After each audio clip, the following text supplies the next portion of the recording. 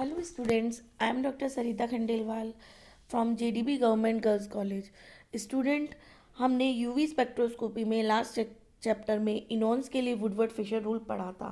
आज हम पॉलीन्स के लिए और एरोमेटिक कंपाउंड्स के लिए वुडवर्ड फिशर रूल पढ़ेंगे और साथ ही थोड़ा सा सॉल्वेंट इफेक्ट का डायग्रामेटिकली प्रेजेंटेशन देखेंगे, क्योंकि मुझे लगता है कि एग्ज़ाम में सॉल्वेंट इफेक्ट का एक शॉर्ट क्वेश्चन बन सकता है। तो आपको सॉल्वेंट इफेक्ट का जो ट्रांजिशन पे इफेक्ट है वो आपको अच्छे से आना चाहिए। तो सबसे पहले हम देखते हैं लैम्डा मैक्स की कैलकुलेशन फॉर पॉलीन सिस्टम, मतलब वो सिस्टम जिनमें 4 से ज़्यादा कंजुगेटेड बॉन्ड हो, उन्हें हम पॉलीन सिस्टम की कैटेगरी में रखते हैं। तो ऐसे जो कंपाउंड्स हैं उनके लिए क्या वुडवर्ड फिशर रूल दिया गया उसको हम देखते हैं। तो लैम्डा मैक्स के लिए जो दिया गया फॉर्मूला वो देखिए, ये फॉर्मूला है, आपको ये फॉर्मूला याद करना है और कोई भी पॉलीन सिस्टम है उसके लिए आप ये फॉर्मूला लगा सकते हैं। ये फॉर्मूला है lambda max is equal to 114 plus 5m plus n bracket में 48.0 minus 1.7n bracket close minus 16.5 R endo minus 10 R exo. अब हम देखते हैं कि कौन सी टर्म किसको डिफाइन करती है।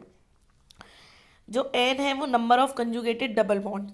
बच्चों ध्यान रहे, टोटल डबल बॉन्ड्स नहीं है, सिर्फ वही डबल बॉन्ड्स की संख्या है जिनमें कंजुगेशन है। पहली चीज़ आपको यहाँ ध्यान रखनी है। नंबर ऑफ एल्काइल सब्स्टिट्यूएंट्स और rings residue on the conjugate system. तो कंजुगेटेड सिस्टम पे एल्काइल सब्स्टिट्यूएंट्स कितने हैं और रिंग रेजिड्यू कितने हैं। अब आपको प्रीवियस 2 लेक्चर्स के अकॉर्डिंग रिंग रेजिड्यू और एल्काइल सब्स्टिट्यूट तो निकालना आ गया होगा। आर एंडो क्या है? Number of ring with endocyclic double bond in the conjugated system. और R exo number of the ring with exocyclic double bond.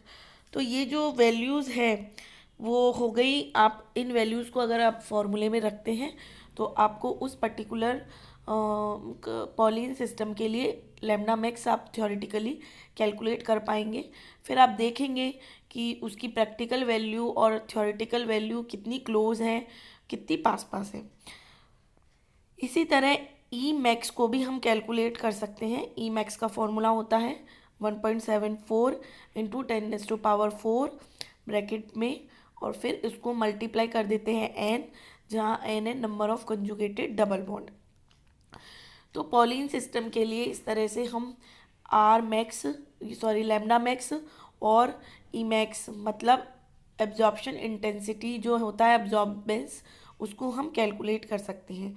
बच्चों, ये जो फॉर्मूला आपने अभी देखा इसे आप एक एग्जाम्पल के द्वारा अच्छे से समझ सकते हैं। ये आपके पास बीटा कैरोटीन एक एग्जाम्पल है। मैंने शायद इस यूवी स्पेक्ट्रोस्कोपी में बीटा कैरोटीन का नाम कई बार लिया है कि बीटा कैरोटीन कलर्ड होता है, क्योंकि इसमें कंजुगेटेड सिस्टम पाया जाता है, जिसके कारण इसकी लैम्डा मैक्स है वो विजिबल रीजन में शिफ्ट हो जाती है। तो यहाँ पे आप बीटा कैरोटीन का एग्जाम्पल देख रहे हैं। तो बच्चों, अब आपको सबसे पहले देखना है कि कंजुगेटेड डबल बॉन्ड कितने हैं। तो ये पूरा सिस्टम है वो कंजुगेटेड डबल बॉन्ड में आ रहा है। अब आप नंबर ऑफ डबल बॉन्ड की कंजुगेटेड डबल बॉन्ड कैलकुलेट करिए। 1 2 3 4 5 6 7 8 9 10 11। तो यहाँ पे number of conjugated double bond कितने हैं? 11। ठीक है, तो आपको number of conjugated double bond आपको पता चल गए हैं। अब आपको निकालने हैं कि इस जो बीटा कैरोटीन है इसमें रिंग रेजिड्यू या एल्काइल्स रेजिड्यू कितने हैं। तो हम एल्काइल रेजिड्यू देखते हैं। बच्चों, मैं फिर से आपको बता देती हूँ, ये पूरा हमारा कंजुगेटेड सिस्टम है। अब इस पे जो भी एल्काइल ग्रुप जुड़े हैं या रिंग रेजिड्यू जुड़े हुए हैं उसे हमें काट काट के अलग करना है। इस रिंग से 3 एल्काइल ग्रुप जुड़े हुए हैं। इस डबल बॉन्ड से देखिए ये और ये, तो इससे 3 जुड़े हुए हैं। इधर भी 3 ही जुड़े हुए हैं। ये एक एल्काइल ग्रुप, ये एक रिंग रेजिड्यू, ये एक रिंग रेजिड्यू, तो 3 और 3 6। अब इस बीच वाले सिस्टम पे देखिए 1 2 3 4, 4 एल्काइल रेजिड्यू जुड़े हुए हैं। तो 6 + 4, तो यहाँ हो गए एल्काइल रेजिड्यू और रिंग रेजिड्यू मिला के 10। तो m की वैल्यू जो हो गई वो हो गई 10। स्मॉल n की वैल्यू हो गई जो कि कंजुगेटेड डबल बॉन्ड को रिप्रेजेंट करते हैं 11। अब हमें देखना है कि ring with endocyclic double bond और रिंग विद एक्सोसाइक्लिक डबल। देखिए बच्चों, यहाँ पे दो ही रिंग हैं और दोनों रिंग में जो डबल बॉन्ड है वो अंदर की तरफ है। तो यहाँ पे सिर्फ एंडोसाइक्लिक डबल बॉन्ड वाली रिंग है जिसकी वैल्यू क्या है 2। एक्सोसाइक्लिक डबल बॉन्ड की कोई रिंग नहीं है तो उसकी वैल्यू 0 हो जाएगी। तो ये जो चार चीज़ें दे रखी है उसकी वैल्यू आपको पता चल गई। स्मॉल एन 11 हो गया, एम 10 हो गया, आर एंडो 2 हो गया, आर एक्सो 0 हो गया। अब हम इनकी वैल्यू रखते हैं और हम देखते हैं कि लैम्डा मैक्स कितनी आएगी। बेसिक वैल्यू 114 एनएम है, m 10, small n 11, R endo 2, R exo 0, R max में इन सब की वैल्यू रखी तो आपका आया लैम्डा मैक्स जो कैलकुलेटेड है वो 453.30 नैनोमीटर और जो ऑब्जर्व्ड वैल्यू पाई गई वो 452 नैनोमीटर थी। तो आप देखिए कि ऑब्जर्व्ड वैल्यू और कैलकुलेटेड वैल्यू एक दूसरे के कितने क्लोज हैं। तो इसका मतलब ये है कि जो वुडवर्ड ने पॉलीन के लिए जो रूल दिया वो काफ़ी हद तक सही है। तो ये तो हो गया पॉलीन सिस्टम के लिए कैलकुलेशन लैम्डा मैक्स की। बच्चों बुक्स में जनरली बीटा कैरोटीन का ही एग्जाम्पल अवेलेबल है, तो जहाँ तक है एग्ज़ाम में भी इसी एग्जाम्पल के आने की संभावना है। तो आप इस एग्जाम्पल को अच्छे से करके रख लीजिए। अगर आपको पॉलिन सिस्टम के लिए वुडवर्ड फिशर रूल लिखने को आता है तो आपको बीटा कैरोटीन का एग्जाम्पल देना है, आपको उसकी स्ट्रक्चर अच्छे से याद कर लेनी है। अब ये तो हो गया पॉलिन्स के लिए Woodward Fieser rule. Aromatic compounds के लिए वुडवर्ड फिशर रूल पढ़ने से पहले हम एक छोटा सा टॉपिक बीच में ले लेते हैं। हालांकि मैं इसे पहले भी समझा चुकी हूँ लेकिन इसे थोड़ा सा और समझना ज़रूरी है क्योंकि काफ़ी इंपॉर्टेंट चीज़ है, वो है solvent effect. Position of pi to pi star transition and n to pi star transition in carbonyl compound vary with the nature of the solvent use. और सॉल्वेंट का नेचर क्या है, मतलब पोलैरिटी।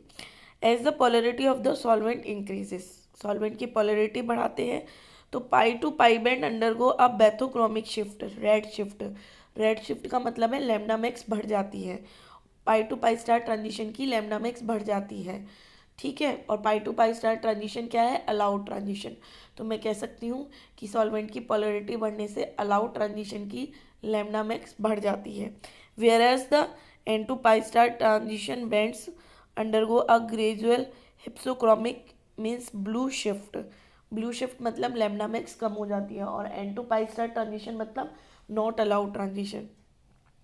तो सॉल्वेंट की पोलैरिटी बढ़ने के साथ अलाउड ट्रांजिशन जो है उसकी तो लैम्डा मैक्स बढ़ जाती है और रेड शिफ्ट ऑब्जर्व्ड होता है। और जो नॉट अलाउड ट्रांजिशन है n to pi star transition, उसकी लैम्डा मैक्स घट जाती है और हमें ब्लू शिफ्ट ऑब्जर्व होता है। These shifts are due to the solvent stabilization of the excited or ground electronic state, thus resulting in a change in the energy gap between the levels involved in the transition। बच्चों ये line सबसे important है। आपको ये तो हो गया कि इफ़ेक्ट क्या पड़ता है, लेकिन क्यों पड़ता है उसका जो सार है वो इसी लाइन में छुपा हुआ है। ये बोल रहा है कि जो सॉल्वेंट होता है वो एक्साइटेड स्टेट और ग्राउंड स्टेट, मतलब जिन दो ट्रांजिशन स्टेट के बीच में ट्रांजिशन हो रहा है उनको स्टेबलाइज करते हैं, लेकिन उनका स्टेबलाइज करने का जो है लेवल वो अलग अलग होता है, जिसके कारण उनके बीच का एनर्जी चेंज होता है, एनर्जी गैप वो चेंज हो जाता है। और आपको पता है एनर्जी गैप चेंज होते ही लैम्डा मैक्स चेंज हो जाता है, ठीक है। अब ये एक डायग्राम दिखाया गया है जिसमें कि एक पोलर सॉल्वेंट का n to pi star transition पे इफेक्ट दिखाया गया है। आप देखिए जब सॉल्वेंट की पोलैरिटी कम थी, ठीक है, तो हमें ये इफेक्ट एनर्जी गैप जो है वो ये है, ठीक है, ये मान लिया। अब हमने पोलर नॉन पोलर से जब हम पोलर सॉल्वेंट में गए तो इन दोनों के बीच में ट्रांजिशन हो रहा है एन और पाई स्टार के बीच में। अब इन पे चेंज देखिए एनर्जी का। जो पोलर सॉल्वेंट है वो एन मतलब नॉन बॉन्डिंग एनर्जी लेवल को तो अच्छा खासा स्टेबलाइज कर रहा है, इसकी एनर्जी काफ़ी कम हो गई। क्यों? क्योंकि नॉन पोलर जब वो पोलर सॉल्वेंट होता है वो आसानी से एच बॉन्डिंग बना रहा है क्योंकि सॉल्वेंट की पोलरिटी बढ़ रही है। तो एच बॉन्डिंग के कारण जो नॉन बॉन्डिंग जो एनर्जी लेवल है उसका काफ़ी स्टेबलाइजेशन हो जाता है और उसकी एनर्जी कम हो जाती है। लेकिन जो एक्साइटेड स्टेट है उसमें आप देखिए कि ऑक्सीजन है वो इलेक्ट्रॉन डेफिशिएंट हो गया, अब वो हाइड्रोजन बॉन्डिंग में भाग नहीं ले सकता है, तो उसकी एनर्जी कम होने की बजाय ज़्यादा हो गई।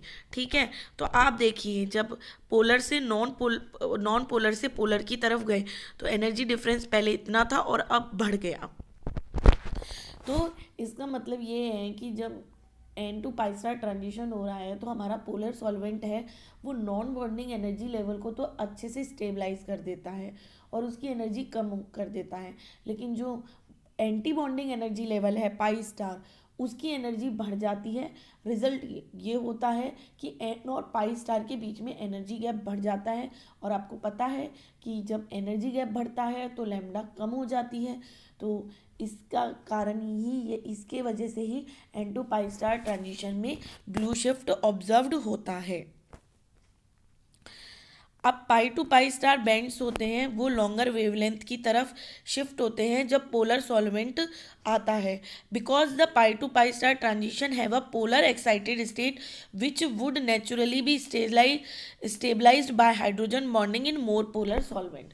तो आप देखिए कि जब अगर पोलर सॉल्वेंट है तो और पाई टू पाई स्टार ट्रांजिशन है तो वहाँ पे पाइस एंटी वो आप इस डायग्राम को देखिए कि पाई टू पाई स्टार ट्रांजिशन में पाई जो एंटी बॉन्डिंग है मतलब एक्साइटेड स्टेट है उसका स्टेबलाइजेशन ज़्यादा होता है। ठीक है, ग्राउंड स्टेट की कंपैरिजन में, क्योंकि पाई एंटी बॉन्डिंग में जो बनती है स्ट्रक्चर वो ज़्यादा पोलर होती है। पोलर पोलर इंट्रैक्शन ज़्यादा स्ट्रॉन्ग होते हैं तो एनर्जी गैप कम हो जाता है और फलस्वरूप लैम्डा मैक्स बढ़ जाती है। ये है absorption of a simple immune system and those of the non interacting transitions. ठीक है, तो आप यहाँ देखिए पाई टू पाई स्टार ट्रांजिशन में लैम्डा मैक्स बढ़ रही है। ठीक है, तो ये तो आपने देखा सॉल्वेंट इफेक्ट कि किस तरह से सॉल्वेंट प्रभावित कर रहा है ट्रांजिशन लैम्डा मैक्स को। अब हम देखेंगे एरोमेटिक कंपाउंड्स जैसे ketone, aromatic aldehyde, aromatic carboxylic acid, asters. इनके लिए अगर हमें वुडवर्ड फिशर रूल देखना हो तो क्या होता है। तो बच्चों अगर aromatic aldehyde, ketone, carboxylic acid, asters है तो उसके लिए ये टेबल है। इस टेबल में सारी वैल्यू दे रखी है कि पेरेंट जो क्रोमोफोर के लिए 246 होता है, एल्काइल रेजिड्यू वगैरह अगर है, एल्डिहाइड है, कीटोन है तो उसके लिए 250 होता है, एस्टर और एसिड है तो 230 होती है पेरेंट वैल्यू। इसके अलावा एल्काइल रेजिड्यू इन सब की भी पूरी एक डिटेल दे रखी है। तो आपको अगर एरोमेटिक कंपाउंड्स के लिए वुडवर्ड फिशर रूल याद करना है तो आपको पहले तो ये टेबल याद करनी पड़ेगी। ठीक है, इस टेबल को आप याद कर लीजिए। इस टेबल में सबका क्या क्या कंट्रीब्यूशन होगा वो दे रखा है, पेरेंट वैल्यू में वो कंट्रीब्यूशन जोड़ते जाइए और एरोमेटिक एल्डिहाइड, कीटोन, एस्टर्स और एसिड के लिए आप लैम्डा मैक्स कैलकुलेट कर सकते हैं। इस आधार पे ये 3 एग्जाम्पल्स दिए गए हैं। देखिए फर्स्ट जो एग्जाम्पल है वो आप देखिए पेरेंट वैल्यू जो है वो 246 हो गई, रिंग रेजिड्यू ऑर्थो पोजीशन पे है। ठीक है, ये देखिए ऑर्थो पोजीशन पे रिंग रेजिड्यू है तो उसकी वैल्यू 3 हो गई। पैरा पोजीशन पे मिथॉक्सी ग्रुप है उसकी 25 हो गई तो कैलकुलेटेड वैल्यू आई 274 नैनोमीटर और ऑब्जर्व वैल्यू है 276 नैनोमीटर। तो कैलकुलेटेड वैल्यू और जो ऑब्जर्व वैल्यू है वो लगभग बराबर है। तो इसका मतलब ये है कि ये वुडवर्ड फिशर रूल सही लागू हुआ। आप इसी आधार पे दोनों और एग्जांपल्स भी करके देखिए। तो ये था एरोमेटिक कंपाउंड्स के लिए वुडवर्ड फिशर रूल। तो बच्चों हमने 4 तरह की मॉइटी के लिए वुडवर्ड फिशर रूल देखा। सबसे पहले हमने डाइन्स के लिए देखा, फिर इनॉन्स के लिए देखा, फिर हमने पॉलिन्स के लिए देखा, फिर हमने एरोमेटिक कंपाउंड्स के लिए देखा। ये श्योरिटी है कि इन चारों में से किसी ना किसी के लिए आपको न्यूमेरिकल आएगा, क्वेश्चन सॉल्व करने के लिए आएगा। वुडवर्ड फिशर रूल अप्लाई करने के लिए आएगा। और यही यूवी स्पेक्ट्रोस्कोपी का एक सबसे इम्पॉर्टेंट और इंटरेस्टिंग पार्ट है। क्यों? क्योंकि इसमें आप मैथमेटिक्स की तरह क्वेश्चन सॉल्व करते हो। ठीक है, अगर आपके कंसेप्ट क्लियर है और आपको हर एक रेजिड्यू का कंट्रीब्यूशन याद है, पेरेंट वैल्यू याद है, तो आपके क्वेश्चन गलत होने की पॉसिबिलिटी ही नहीं है। तो ये तो था वुडवर्ड फिशर रूल। तो इसके साथ ही हमारा जो बेसिक यूवी स्पेक्ट्रोस्कोपी है वो पार्ट ख़त्म हो जाता है। नेक्स्ट लेक्चर में हम एप्लीकेशन ऑफ यूवी स्पेक्ट्रोस्कोपी देखेंगे। 7-8 एप्लीकेशन है कि किस किस क्या क्या जानकारी हमें एक ऑर्गेनिक कंपाउंड में यूवी स्पेक्ट्रोस्कोपी से मिलती है और वो कैसे स्ट्रक्चर इंटरप्रिटेशन में हेल्पफुल होती है। उसके साथ ही हमारा यूवी स्पेक्ट्रोस्कोपी हमारा जो टॉपिक है वो ख़त्म हो जाएगा और फिर हम आईआर स्पेक्ट्रोस्कोपी करेंगे। बच्चों, हर स्पेक्ट्रोस्कोपी का कुछ ना कुछ बहुत ही महत्वपूर्ण योगदान होता है स्ट्रक्चर एलुसिडेशन में। तो आप इन स्पेक्ट्रोस्कोपी को अच्छे से करिए। एमएससी के बाद भी अगर आप रिसर्च में परस्यू करते हैं तो ये बहुत काम आने वाली चीज़ें हैं। तो ये आज का लेक्चर हम यही ख़त्म करते हैं। नेक्स्ट लेक्चर में हम यूवी स्पेक्ट्रोस्कोपी के एप्लीकेशंस स्टार्ट करेंगे। Thank you so much students.